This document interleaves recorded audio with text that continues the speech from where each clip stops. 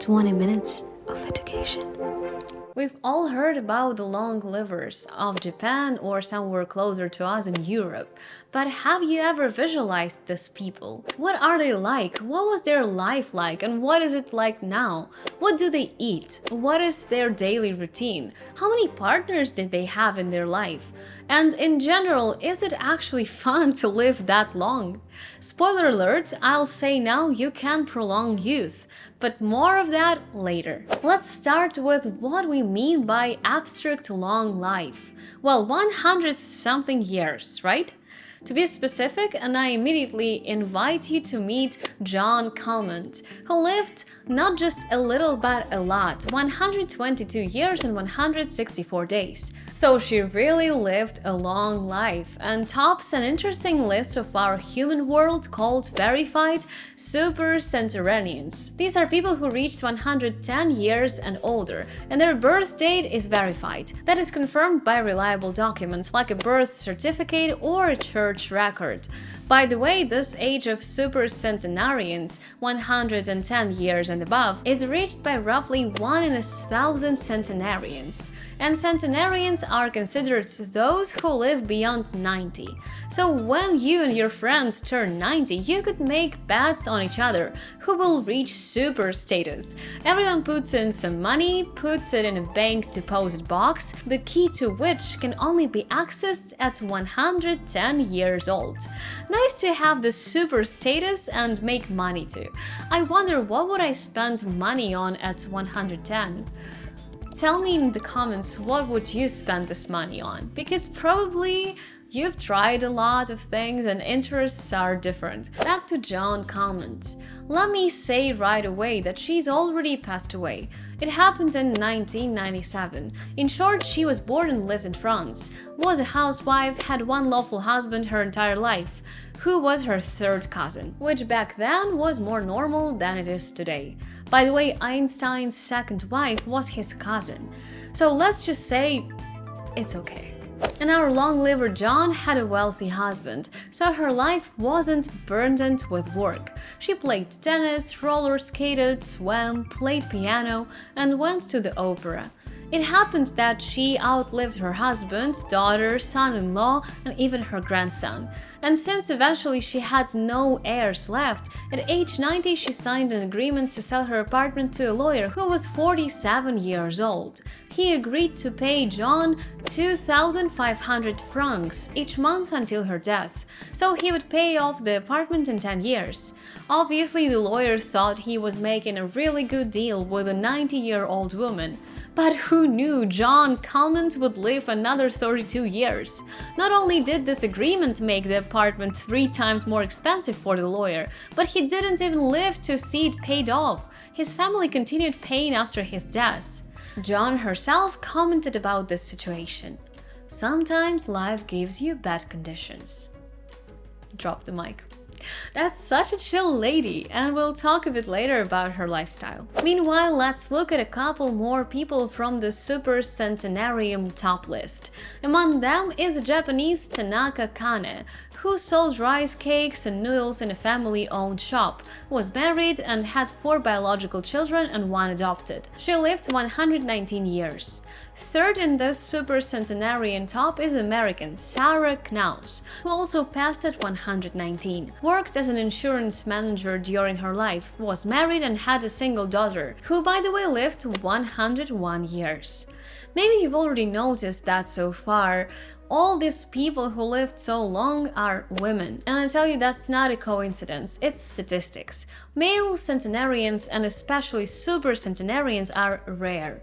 But men, don't lose hope. There are some, so let's look at one of them. Christian Mortensen. He was born in Denmark and died in the US in 1998, at age of 115. Not bad, right? He emigrated to the US while young. Was he ever married? I'm guessing that's a bit interesting to you because for some reason it interests everyone. So he was married for 10 years, but marriage didn't suit him and they had no children. Moreover, the marriage didn't suit him so much that he didn't have serious relationships with women for the rest of his life. Maybe some men will decide that this was the secret to his longevity, since he had peace. Maybe. We'll return to this topic later. During his life, Christian worked a lot and traveled a lot because he changed jobs often. Most of the time he traveled working as a tailor, but then settled in Chicago where he had relatives. During his life, he worked as a milkman, a restaurant worker, and a factory worker at a canning plant. Sometimes he smoked a cigar because he believed moderate smoking wasn't harmful, but he preferred a vegetarian diet. No meat. As for marriage and peace, in contrast to Christian, there is a very family-oriented long liver, the verified oldest man in the world, Jiroemon Kimura, a Japanese man who had 7 children, 14 grandchildren, 25 great-grandchildren, and 15 great-great-grandchildren. All his life before retirement, he worked as a postman, also on his family farm, served in the army, even fought in the World War I. In the communications unit, and then for another 38 years worked as a deputy postmaster and almost constantly helped his brother with the farm. So what's the secret to such a long and relatively high-quality life? After all those people mentioned above were mentally alert and relatively healthy physically. All centenarians were and are moderately active. And this is not just about isolated workouts or sports, but activity embedded in daily life. Walking, farm work, cycling. Scientific evidence shows that 90 minutes of activity per week, that is 1.5 hours per week, which averages to 12 minutes per day, reduces mortality from all causes by roughly 20–30%. This can be just walking. 4,000 steps per day are enough to lower risk of all diseases by 20–30%. Of course, the more steps you take daily, it's better. You've probably heard about 10,000 steps a day. That's great, but 4,000 steps already significantly reduce disease risk. And it must be consistent, so every day. John Conant, who lived to 122 years, rode a bicycle until age 100. He also sometimes played tennis, and science shows tennis is the healthiest sport for longevity. Every move is unpredictable, and for our bodies, that's ideal. For example, running is repetitive, so during runs you could jump or swing your arms to make it even more beneficial. As for food, most centenarians and supercentenarians eat almost no meat. Mainly high consumption of plant foods, greens, fruits, vegetables, and often fish.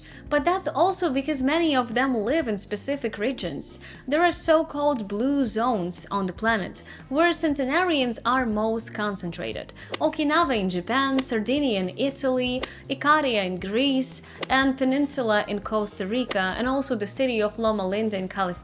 So diets there are also influenced by location. Sunny, warm, pleasant climate means fresh vegetables and fruits are available year-round, and access to the sea favors fish and seafood.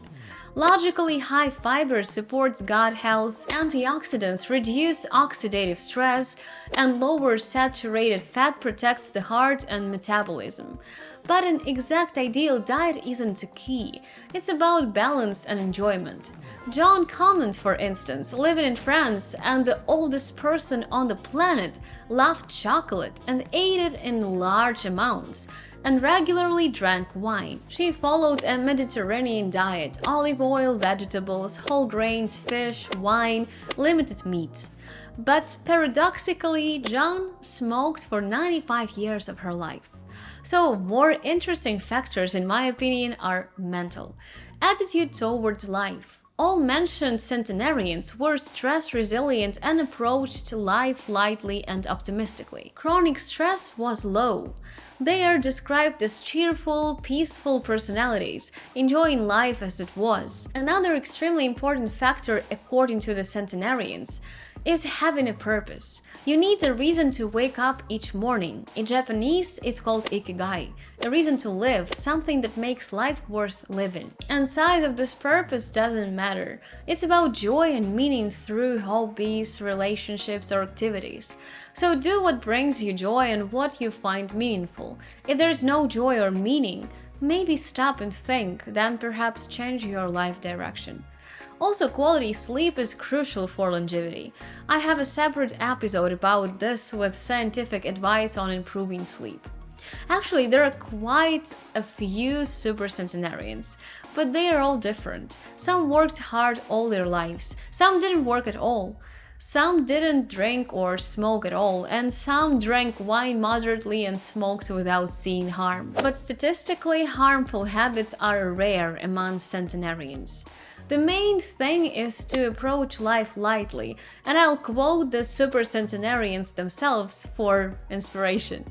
So, John Calment: "If you can't do anything about something, don't worry about it." Christian Mortensen: "A good cigar, lots of good water, no alcohol, positive thinking, and lots of singing. That will prolong your life." Jiro Imon Kimura: "My hearing and sight are weakening, but I will live every one of the days that are still destined for me." So it doesn't make sense to overestimate problems in life. They are temporary, just like life itself. And it does make sense to subscribe to the channel and like, because it will make me happier, and you'll feel joy for doing something good for someone.